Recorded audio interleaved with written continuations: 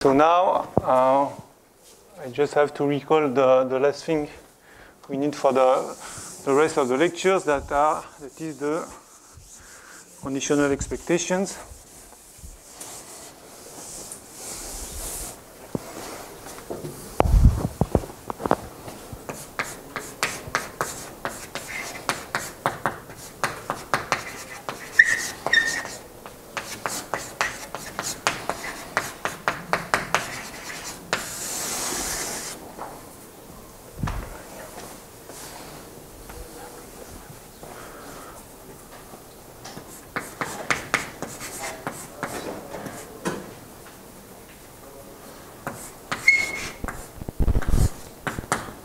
So we want to define an object that will be denoted by E of x, so knowing f or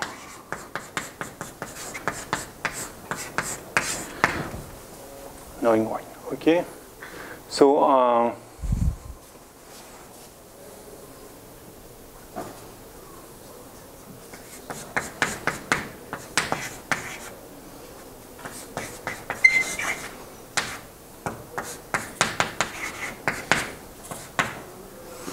so the good way of thinking of the conditional expectation is to think them as a projection. Okay, it's really a projection when you are in the L2 space. Okay, the difficult endpoint is to prove that it still works in L1. Okay, but if you think of projection in L2, okay, it's just so.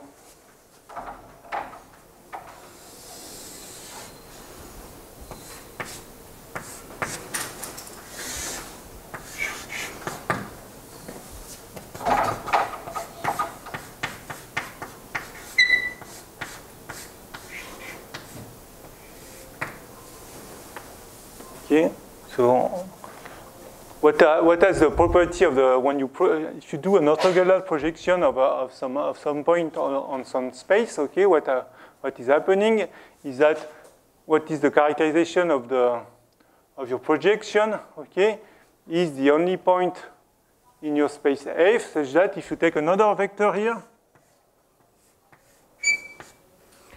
okay, what we'll have that this vector and this vector are orthogonal. Okay?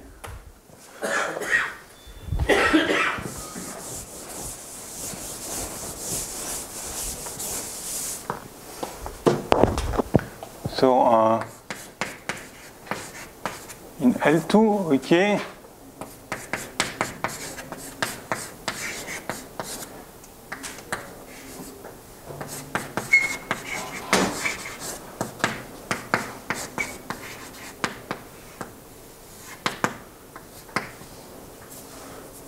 so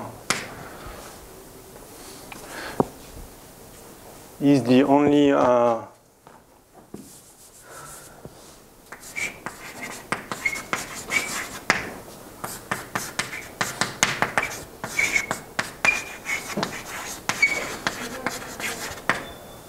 so is the only point in F. That means that is the only variable that is measurable with respect to the sigma fields F. So that you have what? You have orthogonality. So that means the orthogonality, the product scalar in L2 is just, so you will have Z.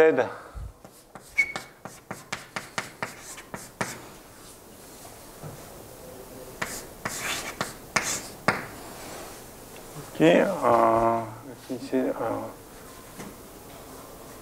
Okay, so Z.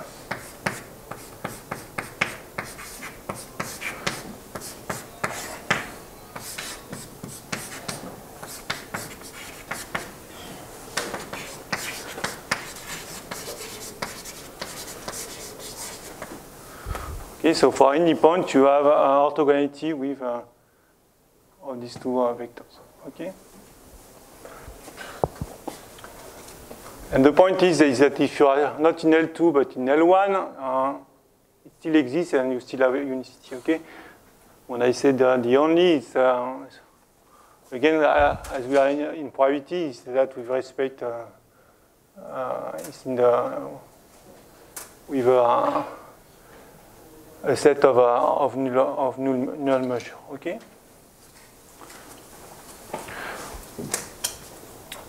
So that is when you have a sigma field, and if you have a random variable, so that is just meaning the just the expectation of x, knowing the sigma field generated by y. Okay.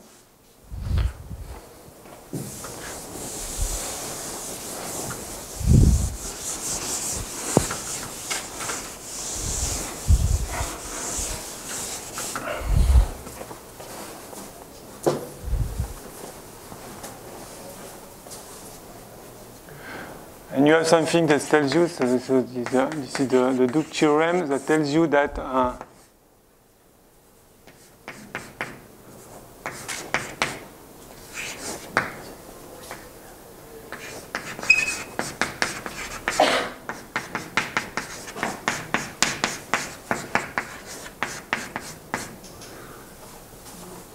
so the Duke theorem that tells you that the expectation of x knowing y is some function of the variable y. Okay.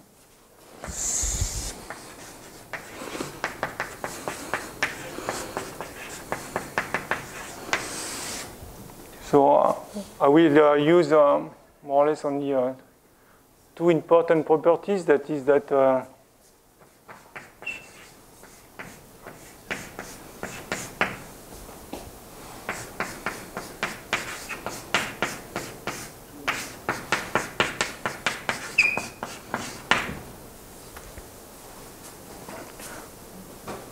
So that if x is independent of y, the conditional expectation of x knowing y is just the expected value of x. Okay, and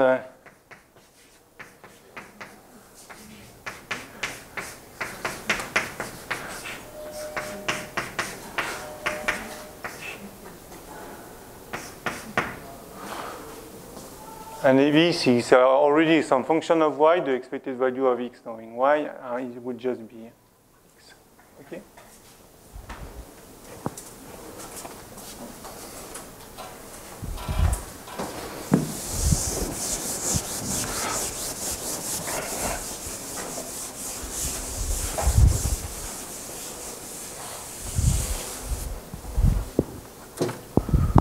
Okay, so maybe I'll give you also.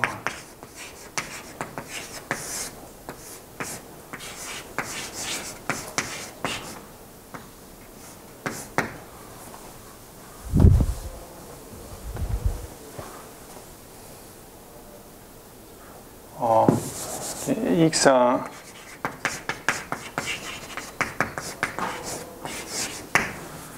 take just a continuous random variable x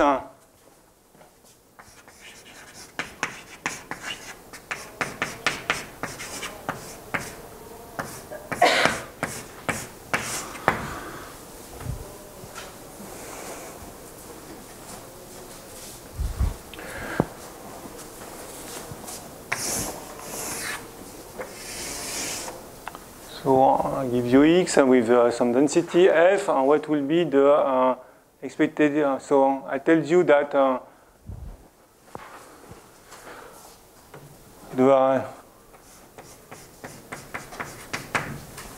if, for example, I tell you that the absolute value of x is equals to 4, okay, so here you have to think of that is that someone is telling you what is the absolute value of x, okay? So I'm telling you what is the absolute value of x, okay? So that's the true meaning of the condition, okay? I'm telling you what is y, what information that gives you on x, okay? For example, if I'm telling you the absolute value of x is equals to 4, what can you tell me about what can you be sure about x?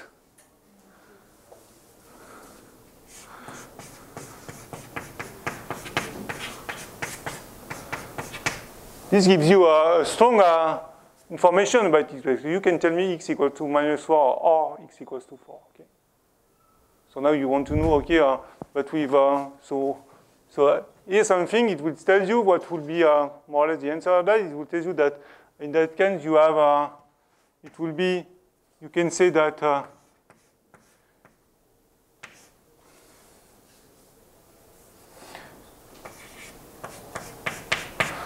so it is obvious that it should be or the absolute value of x or minus 1 with some probability, okay? So you have to express with what probability it happens, and this probability will depend on the density f. Okay? So conditional expectation, it says that in some sense it tells you that someone gives you some information, okay? And you have to say, okay, what that implies on my random variable x, okay? Yes, if I have an extra information, I have to use it, okay? And that is what more or less represents the conditional expectation, okay?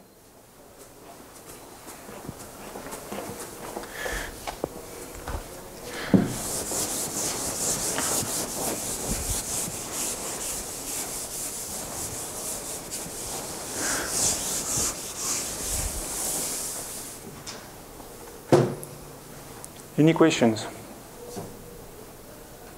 Okay. So that ends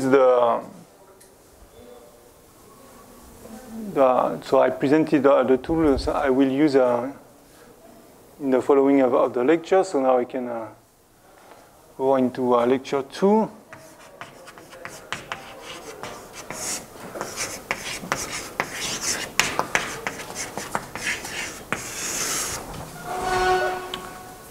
Will be the presentation of Sobol indices. So I think that Bertrand, you speak about Sobol indices previously? Little bit, but you didn't do the theory, no? No. Okay. Thank you.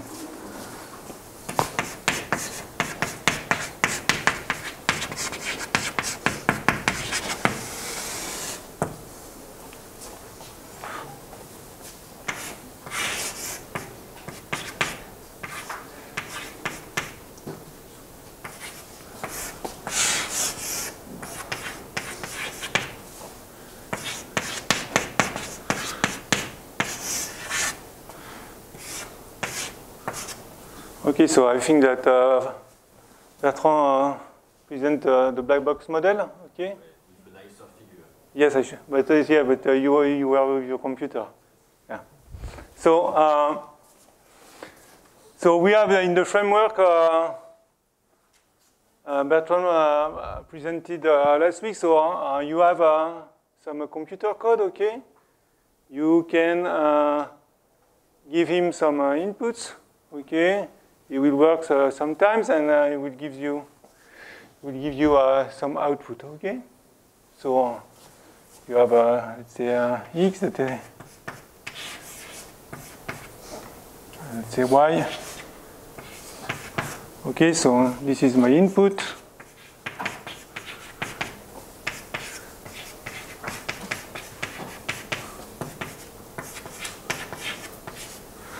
And f is the code, okay?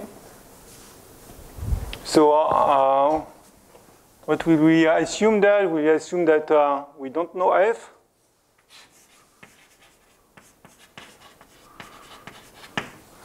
Okay, but I can compute. So I don't know what is in the computer code, but if I give an x to my computer, it will give me a y, okay? So in a real application, maybe f takes a long time to have just one output. So I think Bertrand has an application where you have several days for an output or something like that, no? Okay, so it could be very expensive to evaluate the function f, okay? So what practitioners want to know, they want to build, for example, an approximation of f. That is called a meta model. So Bertrand also present meta modeling, and I think you present Kriging and maybe other methods, or just Kriging. Okay.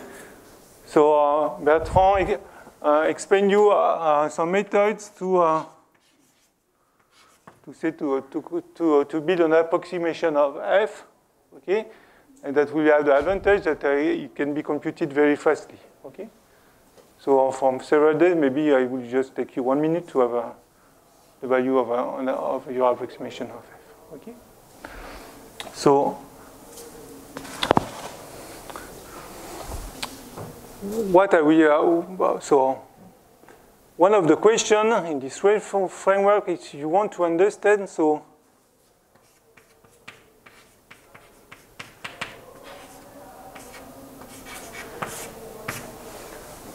okay, in your computer code, okay, you have an input. So maybe it's a vector. Maybe you have a real variable, a vector, a function as input. Okay, so but I have k inputs. Okay, and maybe some of the variables here, they don't have an importance for the output. Okay, so let me just give you a very stupid example.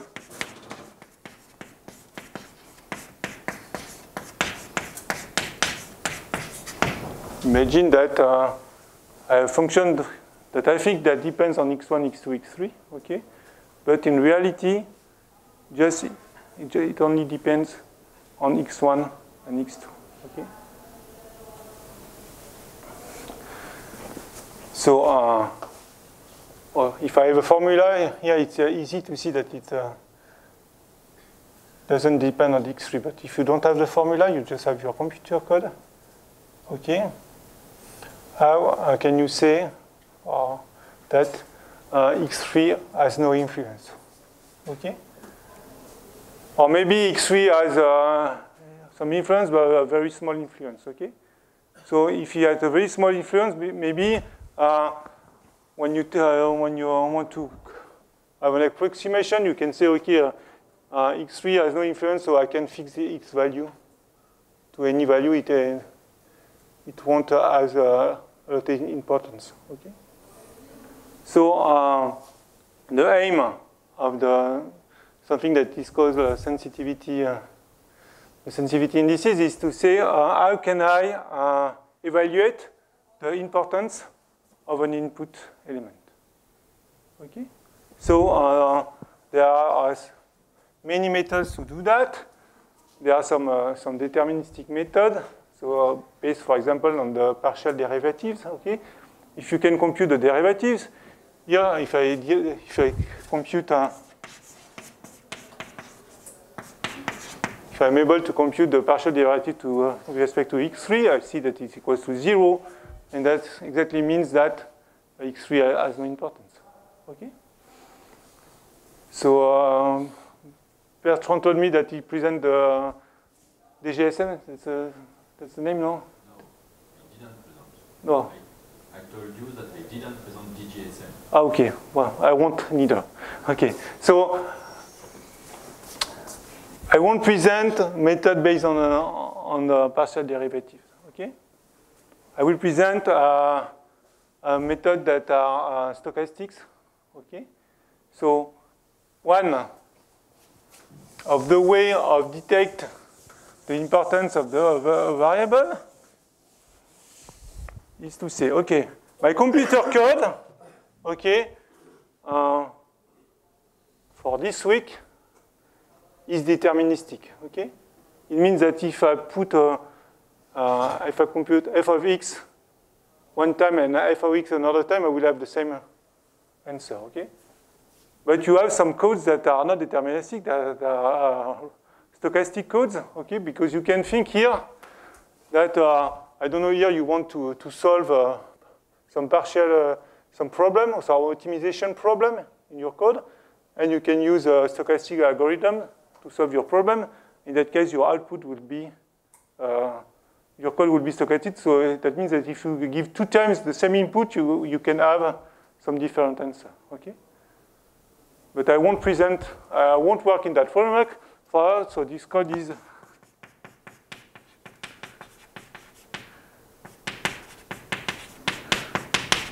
my code is just deterministic, okay? In my problem, I want to understand the influence on some inputs. I have nothing, there has nothing to do with random variable or stochastic or nothing, okay? The thing that I will introduce random variables is just a tool to study this code, okay? But my problem is just deterministic, okay?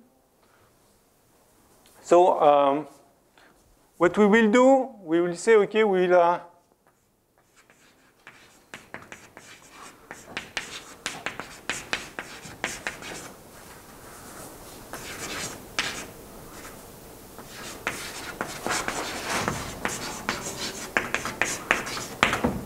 okay. So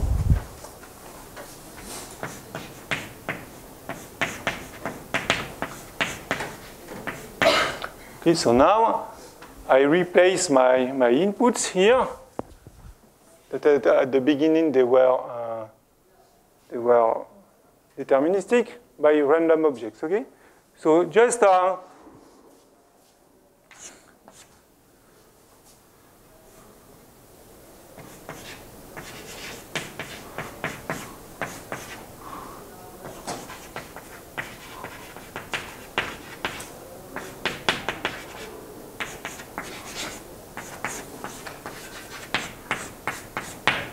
so just to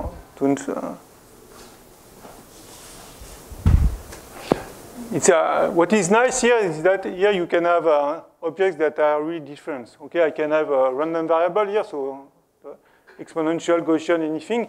Here you can have a random processes, or you can put a Brown motion, Poisson processes, anything.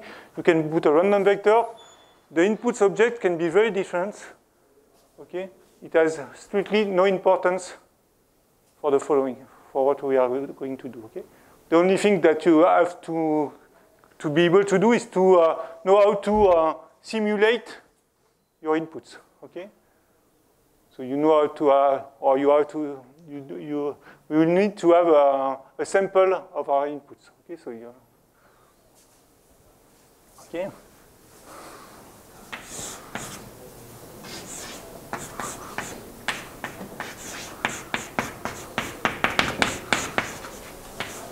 So obviously, if I put some random elements as input, I will have y will be something that is random. Okay?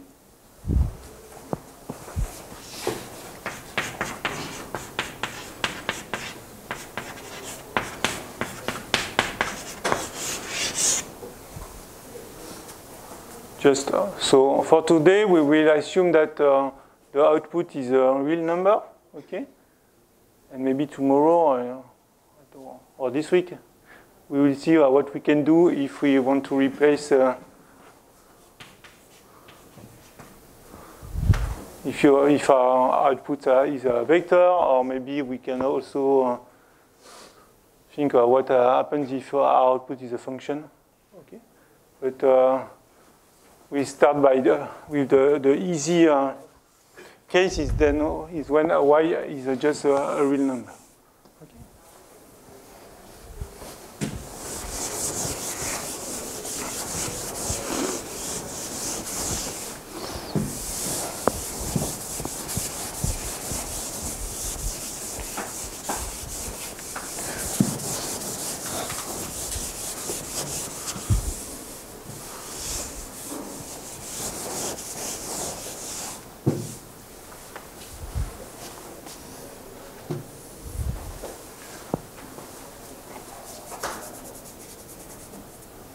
Okay, so now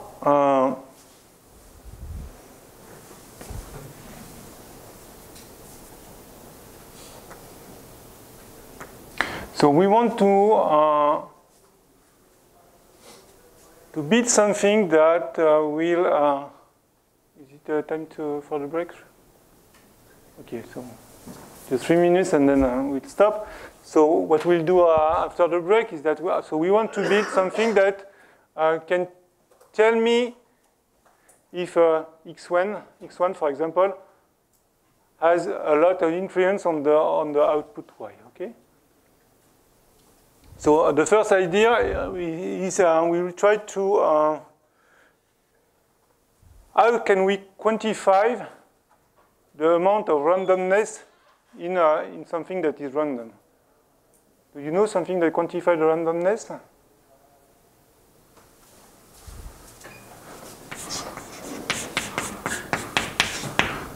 What can you tell me if I tell you that the variance of y is equals to 0. Is that y is constant, okay? And since the variance of y is huge, is that you have a lot of fluctuation in y, okay? So the first way to quantify the randomness of something is to use the variance, okay? So the first idea is to try to build something that quantify the influence of the input that will be based on the variance, okay? And when we do the construction, at the end we will end with the subord indices, okay? So we'll see that after the break.